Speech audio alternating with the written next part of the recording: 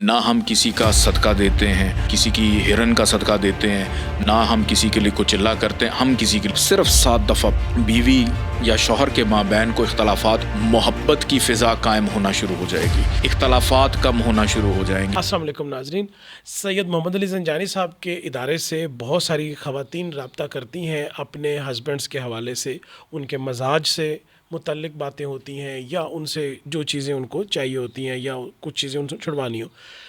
تو ایک بہت بڑی تعداد کچھ ہسبینڈس کی بھی ہے، ان مرد حضرات کی بھی ہے جو اپنی بیویوں کی عادات سے بہت پریشان ہیں۔ وہ بھی چاہتے ہیں کہ ان کی بیوی بھی راہ راست پہ آ جائے، وہ بھی ان کی محبت میں مبتلا ہو جائے، تو ایسا ممکن کس وظیفے سے ہو سکتا ہے؟ بہت شکریہ بخیر صاحب آپ کا۔ آج کا پروگرام شروع کرنے سے پہلے ایک اہم اناؤنسمنٹ میں کرنا چاہوں گا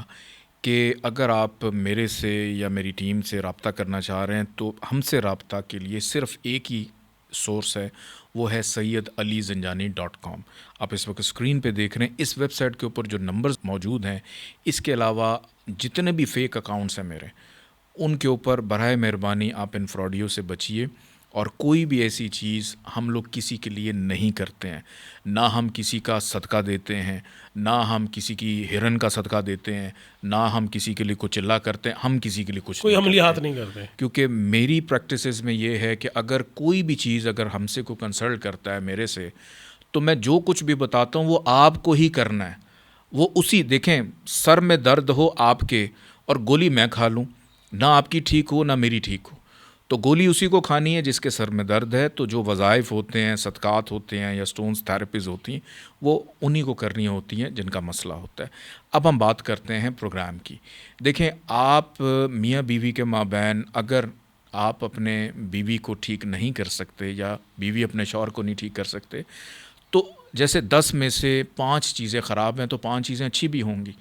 تو آپ یہ کام ضرور کر سکتے ہیں کہ ان کی اس ایک عادت کو کیسے اوورکم کیا جائے، اس ایک عادت کو کیسے ختم کیا جائے۔ تو اگر آپ کو یہ لگے کہ آپ اور آپ کی بیوی یا شوہر کے مابین کو اختلافات ہونے لگا ہے، تو آپ فوری طور کے اوپر اللہ تعالیٰ کے 2 نام ہیں، یا ولیو یا وارثو، اس کو آپ صرف 7 دفعہ پڑھ لیں،